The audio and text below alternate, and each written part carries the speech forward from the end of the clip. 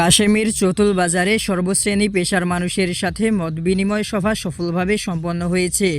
চতুল বাজারে আমিরে জমিয়ত আল্লামা উবাইদুল্লাহ ফারুক কাশেমির সভাপতিত্বে সর্বশ্রেণী ও পেশার মানুষের সাথে এক মতবিনিময় সভা সফলভাবে সম্পন্ন হয়েছে।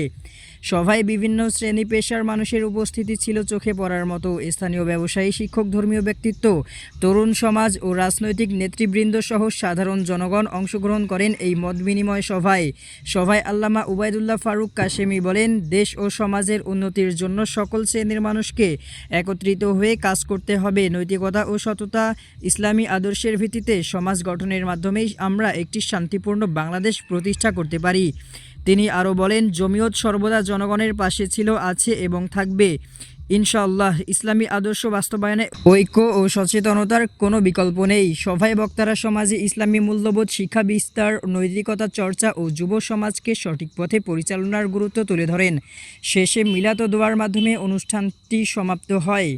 অনুষ্ঠানে উপস্থিত ছিলেন স্থানীয় গণমান্য ব্যক্তিবর্গ, মসজিদের ইমাম ও খতিব, শিক্ষক, শিক্ষার্থী প্রতিনিধি, বাজার কমিটির সদস্যবৃন্দসহ নানা শ্রেণীর পেশার মানুষ।